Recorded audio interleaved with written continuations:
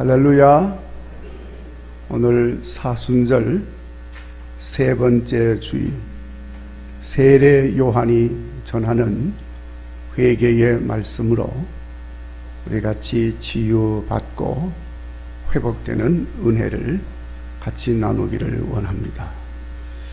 코로나 바이러스로 인해서 우리가 많은 어려움을 겪고 있습니다만은 우리 모두가 함께 원하는 바 치유받고 회복되어지기를 원하는데, 그러기 위해서 우리가 회개가 먼저 선행되어야 합니다.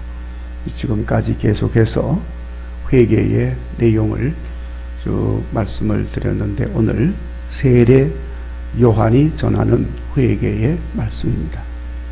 아시다시피 세례 요한은 예수님보다 6개월 먼저 출생해서 이스라엘 역사에 나오는 마지막 선지자입니다.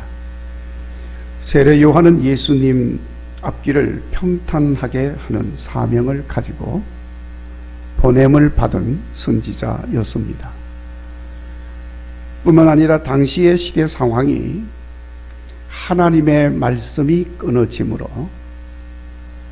그래서 참으로 어두운 암흑의 시대라고 불리우는 그런 시대가 400년 동안 진행이 되었습니다. 여러분, 하나님의 말씀이 없으면 암흑의 시대입니다. 이스라엘 역사에 그런 시대가 있었습니다. 너무나도 어두운 시대여서 사람들이 고통하고 아파하고 불안하고 소망이 보이지 않고 좌절과 절망 속에서 어두운 죽음의 그늘이 짙게 드리워 있었던 그런 시대였습니다. 그래서 세례 요한은 빈들에서 생활을 하면서 낙타 토로스를 입고 메뚜기와 석청을 먹으면서 금욕적인 삶을 살면서 요단강에서 죄 사함을 받게 하는 회개의 세례를 베풀었습니다. 그래서 이 요한이라는 이름 앞에 세례라고 하는 말이 붙여져 있는 것입니다. 그래서 세례 요한이라고 부르는데, 세례 요한이 외치면서 선포한 회개에 대한 말씀이 오늘 말씀에 증거가 되고 있습니다. 8절 말씀에 회개에 합당한 열매를 맺고 속으로 아브라함의 자손이라고 하지 마라 하고 말했습니다. 아브라함의 자손이라고 하는 말은 하나님의 백성이라고 하는 의미를 가지고 있고, 그렇게 말하는 것은, 나는 아브라함의 자손이다 하고 말하는 것은 나는 당연히 구원받은 사람이다 하는 것을 말하는 것입니다. 자, 그런데 여러분, 구원이라고 하는 것은 하나님 앞에 죄가 없어야 합니다. 죄 있는데 무슨 구원이라는 말을 붙일 수 있겠습니까?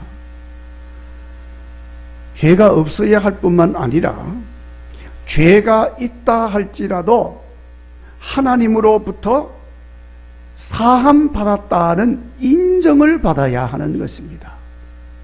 죄 없다고 인정하는 거죠. 그래서 의인이라, 의롭다고 인정받는다는 것입니다. 그런데 여러분, 죄는 여전히 있고 있어도 엄청난 죄가 있는데, 죄사함 받았다고는 인정도 받지 못했는데 나는 아브라함의 자손이다고 말하면 그냥 다 용서가 될 줄로 생각하는 것은 하나님을 제 마음대로 생각하고 가볍게 여기는 가증한 행위라고 하는 것입니다. 세례 요한이 말하는 것입니다. 그런데 그런 가증한 모습이 당시의 일반적인 유대인들의 삶의 모습이었습니다. 여러분, 물론 오늘 한국 교회와 성도들의 모습이기도 한 거죠. 그러니까 세례 요한은 아브라함의 자손이라고 말하면서 자기를 속이지 말고 가증한 행동을 하지 말라 하고 말씀을 하고 있는 것입니다. 중요한 것은 회개하고 회개한 자로서 실제적인 열매가 있어야 한다는 것입니다. 열매가 없으면 회개했다는 인정을 받을 수가 없는 거지요. 자, 여러분, 회개하지 않으면 용서함 받을 수가 없습니다. 용서함이 없으면 지은 죄로 인하여 심판을 받습니다. 그렇게 되면 9절 말씀에 도끼가 나무 뿌리에 놓였으니 좋은 열매 맺지 아니하는 나무마다 찍혀 불에 던져지리라 하고 말씀을 했습니다. 불에 던져진다는 말은 심판을 받고 지옥불에 던져진다는 것입니다. 지옥불이 어떤 곳입니까? 영원히 고통받는 곳입니다. 절대로 가서는 안 되는 곳입니다. 그 내용은 누가복음, 오늘 이 말씀도 누가복음 3장이죠. 누가복음 16장에 예수님께서 부자와 나사로 비유의 말씀을 하시면서 지옥불에 대한 말씀을 하고 있습니다. 그러니까 거기에 들어가면 안 된다는 거죠. 그래서 세례 요한이 전합니다. 회개하고 회개에 합당한 열매를 맺어라. 성도 여러분, 회개의 열매가 우리 믿음 생활에서 구체적으로 나타나게 되기를 간절히 바랍니다. 지금도 우리 하나님은 그 열매를 보시기를 원하고 있는 것입니다. 그러면 구체적으로 무엇을 회개해서 어떤 열매를 맺을 수가 있습니까? 오늘 말씀의 첫째, 생활 속에서 나눔의 삶을 살지 못한 것을 회개해야 한다고 말씀하고 있습니다. 11절 말씀에 옷 2벌 있는 자는 옷 없는 자에게 나눠줄 것이요 먹을 것이 있는 자도 그렇게 할 것이니라. 그렇게 하라는 말은 나눠주라는 말씀입니다. 여러분, 이 말씀은 일반 백성들에게 주신 말씀입니다. 옷이라든지 음식이라든지 이런 내용은 생활에 소용되어지는 것들입니다. 그러니까 생활에 대한 회개를 말하는데, 생활 회개의 구체적인 내용은 나누지 못한 것을 회개하라, 그 말씀입니다.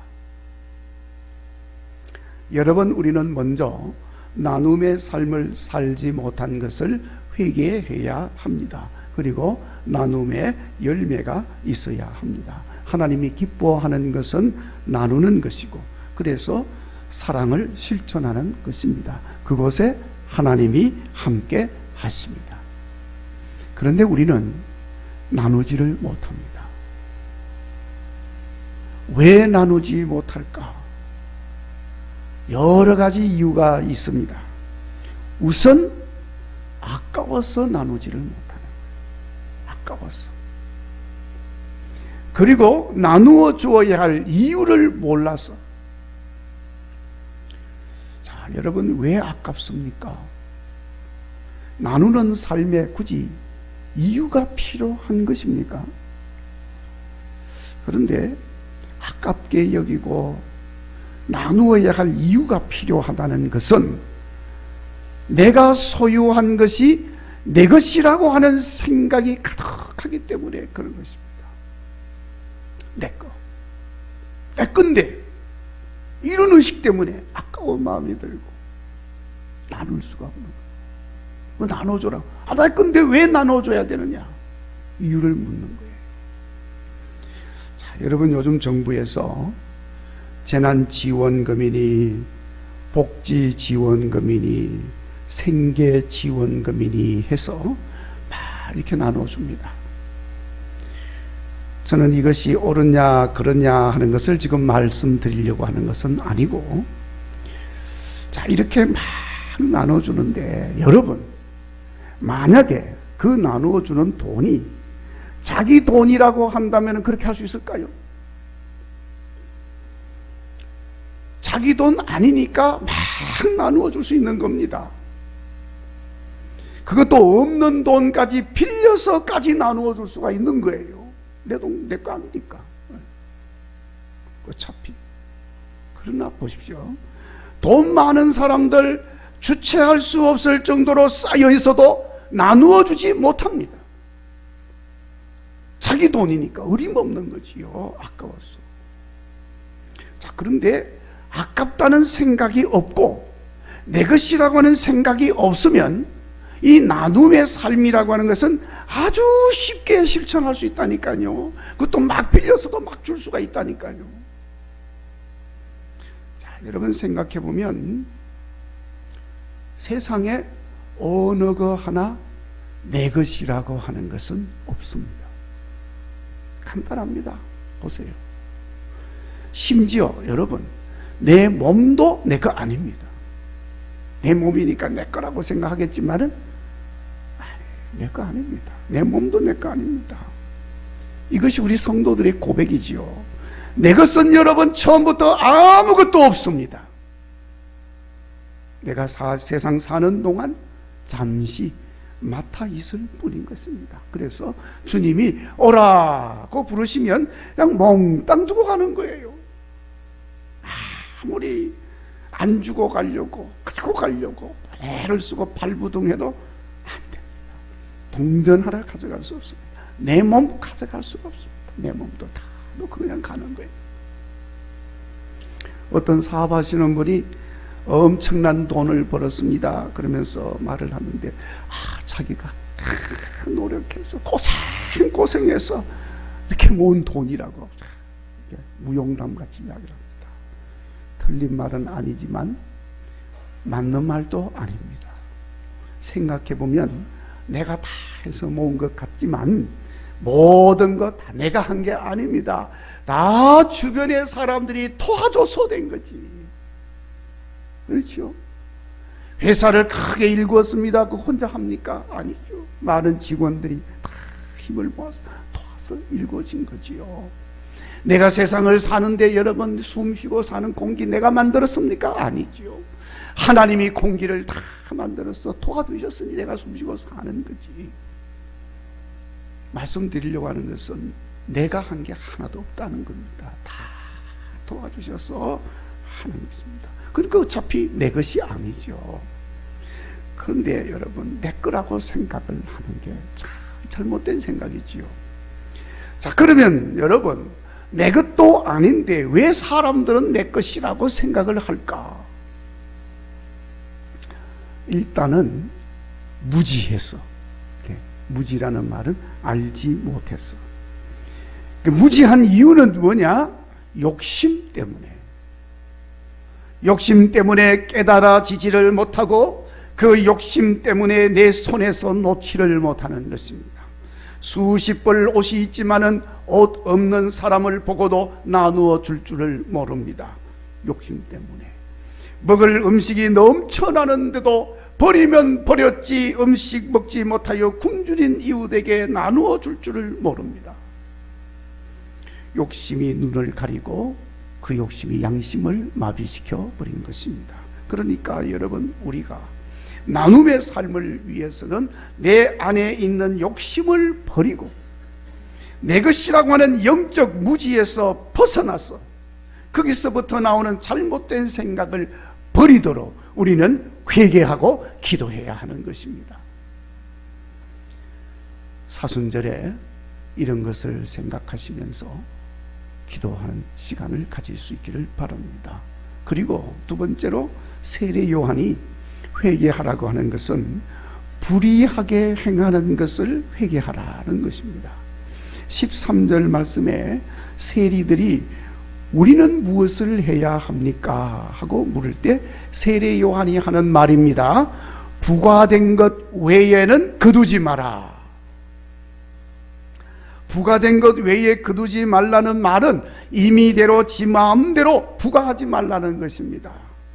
인정사정 없이 엄청나게 부과해가지고 글자 그대로 긁어 모으고 쥐어짜고 그렇게 공평도 정대함도 없이 마음대로 행하는 불의를 행하지 말아라는 것입니다. 옛날 유대 땅에 세례 요한이 활동하던 그때 세리들은 부과된 세금 외에 더 거두는 일이 일반적인 일이었습니다. 소위 말하는 관행이라고 하는 것입니다. 그러니까 그들의 불의한 행동으로 인하여 백성들은 연쇄적으로 불의한 일을 행하게 되는 겁니다. 자, 그러니까 과하게 세금을 내야 되니까, 그 세금을 안 되면 다 빼앗아가니까, 그 세금을 내려면 물건을 팔 때도 과하게 팔아야 되는 거예요. 속이고 팔아야 되는 거예요. 그러니까 연쇄적으로 불의한 일들이 일어나게 됩니다. 그러니까 사회가 온통 불의한 일로 가득합니다. 모든 사람들이 불의함으로 인하여 고통을 당하고 아파하는 것입니다.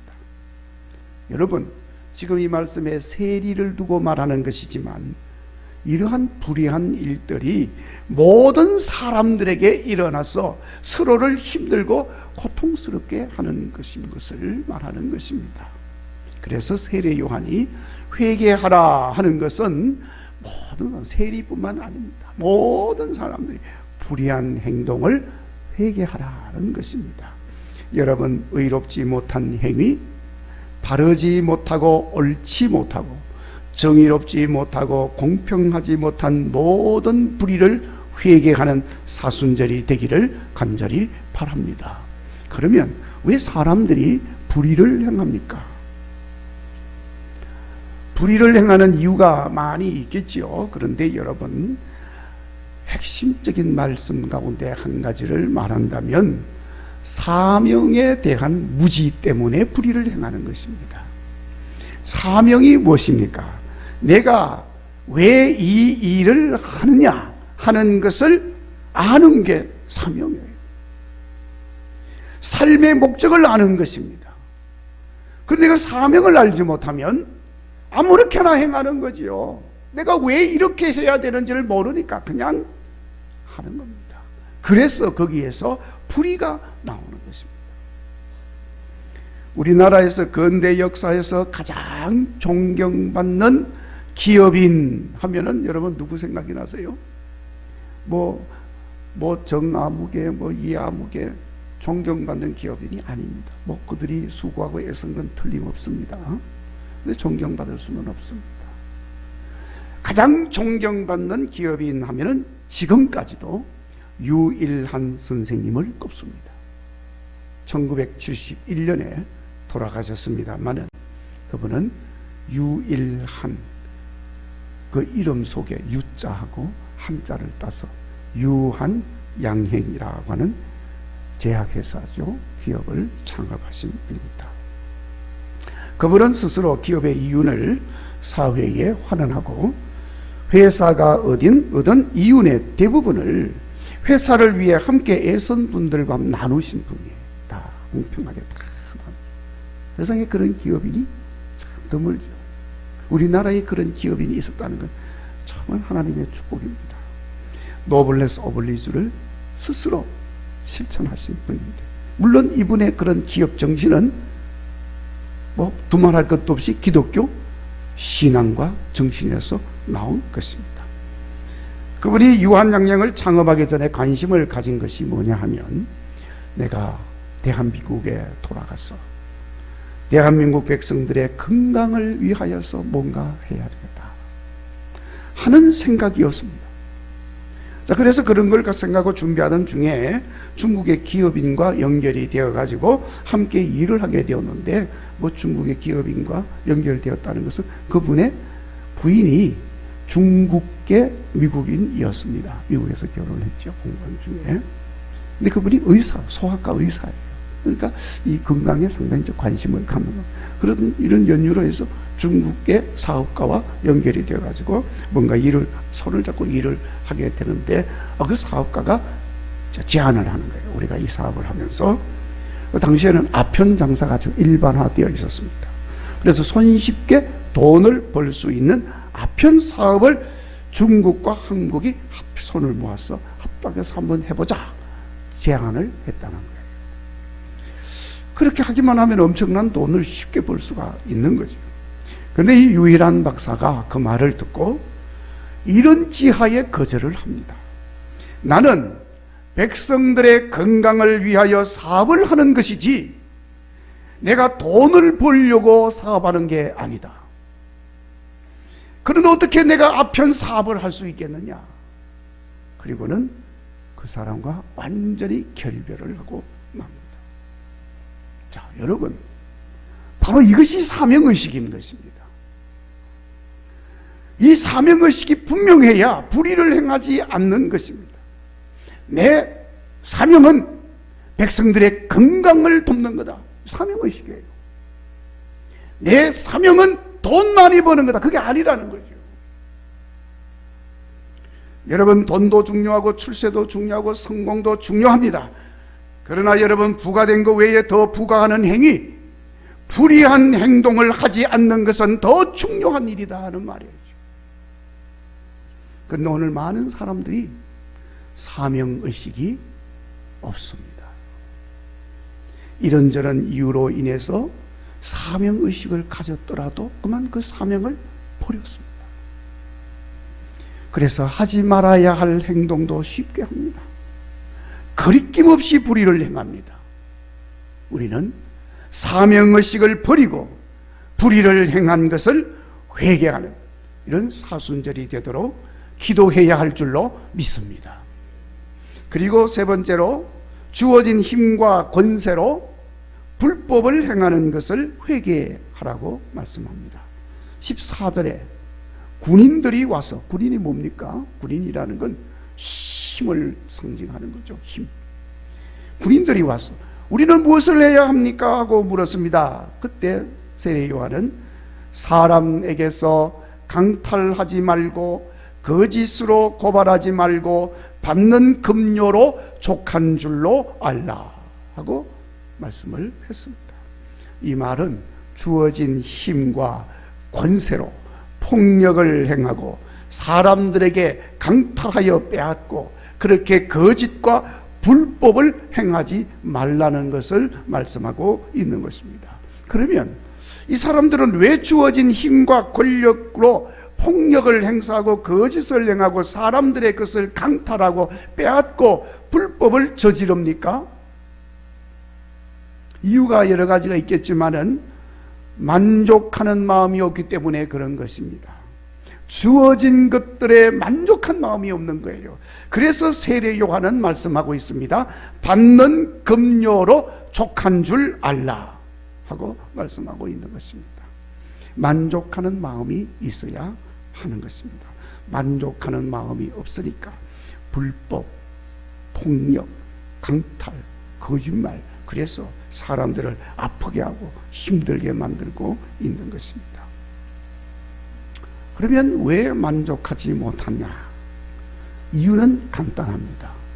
주어진 것들에 대한 감사의 마음이 없기 때문에 만족하지를 못하는 것입니다. 사도 바울이 어떤 형편에서든지 나는 자족하기를 배웠다.